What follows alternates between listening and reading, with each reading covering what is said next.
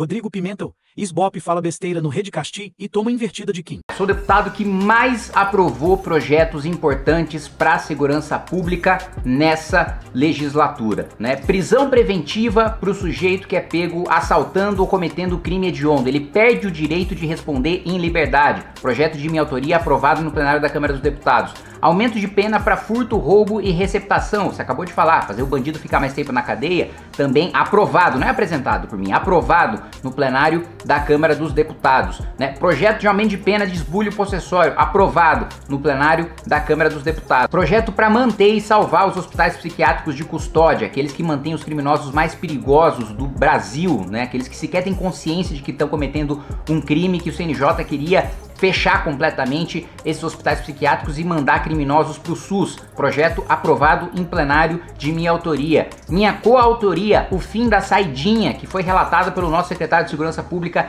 Derrite. Também projeto aprovado no plenário da Câmara, no plenário do Senado, foi vetado pelo Lula, a gente derrubou o veto. Projeto de minha coautoria. Isso só para falar de plenário e de projetos aprovados. Vamos falar também em relação a aprovações em comissões. Autoria minha. Poder para a Guarda Municipal abordar com base na fundada suspeita, né? Aqui em São Paulo a gente tem casos, né, de Guarda Civil Metropolitano, pega o sujeito com 200 kg de cocaína, né? Ele é condenado por tráfico na primeira instância, na segunda instância sobe para o STJ, o STJ diz que o guarda não pode abordar com base na fundada suspeita, que ele tem que ficar fazendo a segurança de praça, né? Tem que ficar cuidando de pichador, né? E aí eu apresentei um projeto aprovado já na Comissão de Segurança para dar este poder para as nossas guardas municipais, que tem em muitas cidades um papel e uma atuação e uma ostensividade, uma presença maior até do que a polícia militar. Vamos lá. Obrigação de apresentação de antecedentes criminais para evitar a contratação de pedófilos nas escolas. Perda dos dias remidos em caso de falta grave, ou seja, aquele criminoso que estudou e que trabalhou no presídio e, portanto, diminuiu a sua pena, se ele comete uma falta grave, ele perde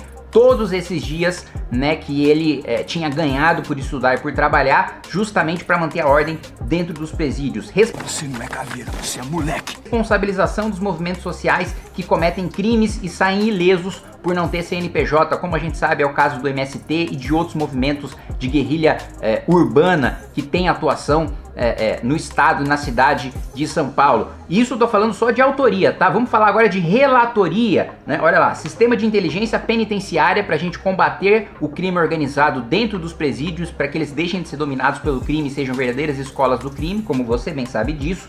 Cadastro Nacional de Persecução Penal, a gente sabe que hoje o sistema de dados dos estados é uma bagunça, né?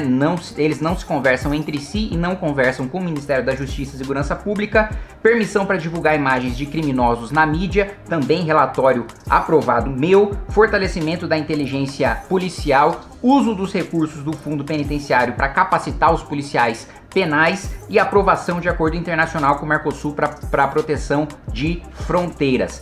Esses são só os projetos que eu aprovei em plenário, aprovei em comissão, ou projetos de outros deputados que eu fui o relator, ou seja, eu dei a redação final, eu fiz a negociação política e eu aprovei. Não há nenhum outro parlamentar. Eu desafio você, Rodrigo Pimentel, a encontrar um outro parlamentar que tenha feito isso, porque aqui é missão dada, é missão cumprida.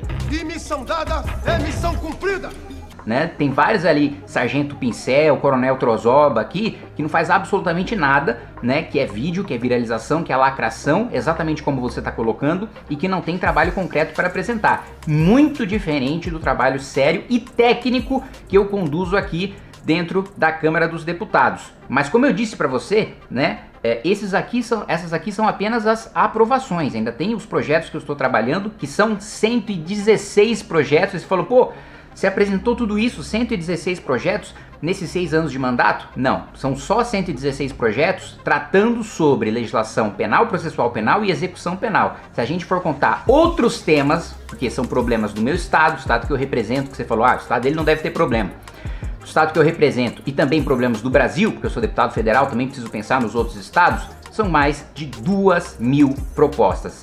Que satisfação, aspira. 16 é só se a gente fala de política criminal, né? Se a gente vai falar de economia, de combate à corrupção, que são outros eixos centrais da atuação do meu mandato, redução de privilégio, de corte na máquina pública, mais de 2.000, aí cerca de 2.500 projetos, né? Sem falar em outros 70 relatórios aprovados de outras matérias, mais 9 projetos de lei de minha autoria aprovados em outras matérias, mais 50 emendas de minha autoria, que são modificações em projetos de lei de outros deputados, artigos que eu insiro, contenção de danos que eu faço, e isso sem contar também no trabalho de barrar os projetos ruins. Tem 2 projetos aqui emblemáticos. Você falou sobre proteger a atuação do Ministério Público, da Polícia e do Judiciário. Tentaram aprovar aqui, petistas e bolsonaristas juntos, a PEC da impunidade, que proibia o deputado de ser preso em flagrante de crime inafiançável. Então, se o deputado cometesse um assalto na rua, né, se o deputado fosse pego torturando alguém, ele não poderia ser preso em flagrante. Ou a PEC da vingança, que buscava aumentar o número de indicações políticas para o Conselho Nacional do Ministério Público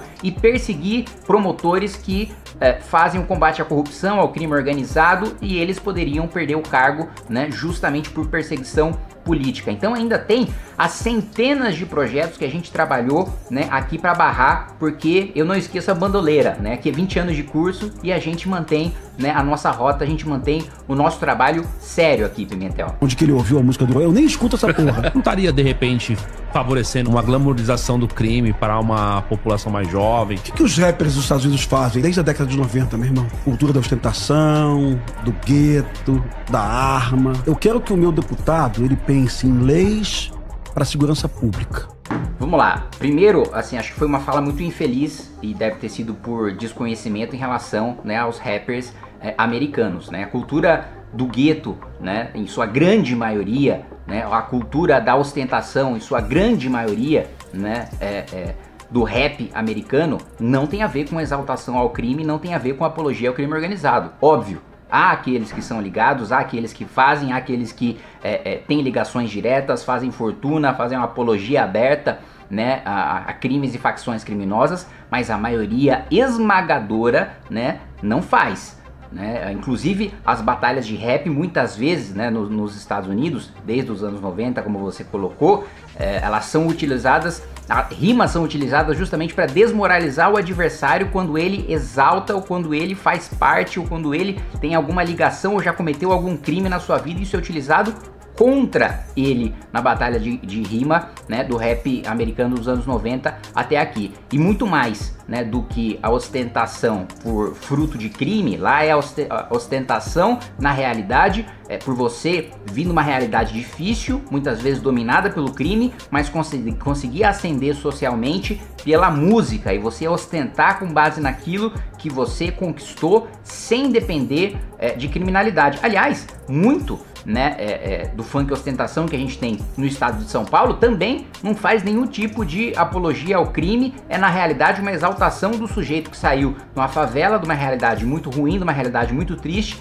ascendeu na vida por meio da música e utiliza aquela música para incentivar outras pessoas a buscarem uma realidade diferente e a não romantizar a tragédia que se vive nas favelas. Então, Rodrigo Pimentel, vamos lá, você é a caveira, né? Então, vamos fazer um debate sério. Como eu já disse para você, eu concordo com a maior parte das coisas que você fala em relação à segurança pública, mas você não pode ignorar a importância do enfrentamento cultural, tá? Porque, como eu disse para você, a cultura, aquilo que une a sociedade, aquilo que nos torna uma nação, é algo que precede a própria existência do Estado. É algo que precede a existência da polícia, é algo que precede a existência de leis.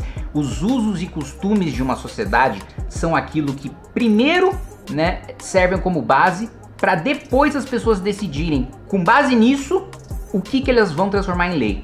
O que elas vão transformar em Estado. Se elas vão assinar um contrato social ou não vão assinar um contrato social, né?